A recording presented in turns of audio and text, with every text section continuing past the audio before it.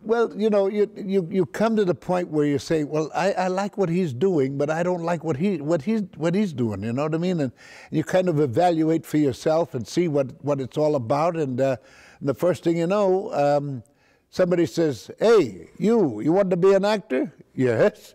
Well, come on, let's go. What I wanted to do was be an actor, period.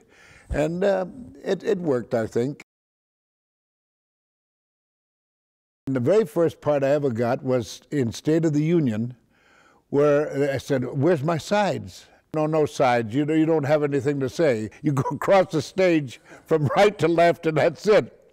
So I crossed the stage with a big cigar in my mouth and a Kelly, you know, and a whole bit, and I looked important as all get out.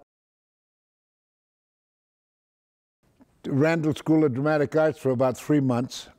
Oh, we did Untitled. It was written by Norman Lear.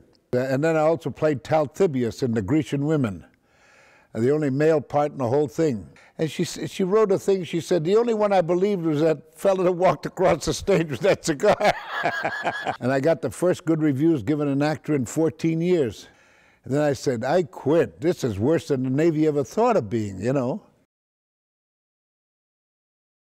And this fella says, look, I'm going to go down to the Barter Theater of Virginia. Why don't you come with me and we'll see what we can do. Maybe I could be an actor. He stayed 1 day and I stayed 5.5 years, and that's where I really learned the profession of acting. I didn't decide at all. I went home one day, I was ready to tell my mother after World War II that I didn't like working in a factory, and I didn't want to go to work in a factory, and I wasn't going to work in a factory, and I was going back into the Navy for my other 10 years and do my 20 years and get a pension. At least I'd have something, you know? And out of a clear blue sky, she said, have you ever thought of becoming an actor? Not really, not really. She says, you always like to make a damn fool of yourself in front of people. Why don't you give it a try? And 10 years later, they're handing me an Oscar.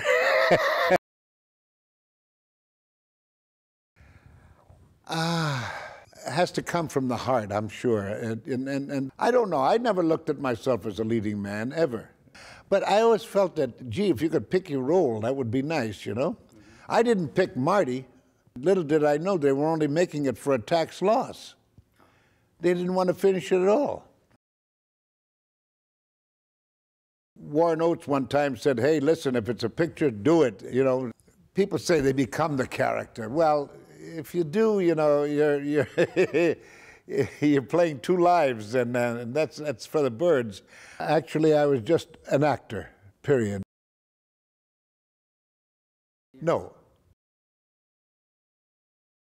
Well, I wonder about that sometime. People would like me, I guess. I hate myself on the screen, but and I can't see why people go to see me. But hey, it's all in the reading, I guess. I've never given anybody any trouble, except one person one time. And oh boy, you give your best, you do your best, and if they like it, hey, all the better.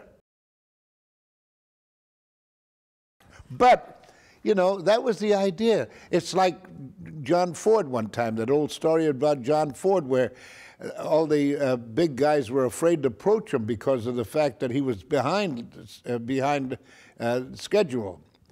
And so they sent this little AD over after him, you know, assistant director, you know, who didn't know from Adam. And he said, Mr. Ford, he said, we're behind. He said, hand me that script over there, son.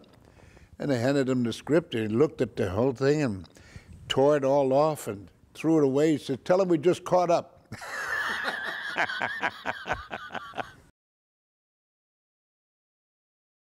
What's that? Oh, it's your 40th anniversary? Yeah. Of what? Here in this city? Yeah. How wonderful. Well, congratulations on your 40th anniversary. I think it's marvelous. And it couldn't happen in a better place but Oregon, and which is one of my favorite states, incidentally. And I'm very happy to say I'm an Oregonian myself, by I don't know what would you call it, but by choice. And I'm originally from Connecticut. But 40 years, how wonderful. May you go 40 more and 100 more after that. God bless.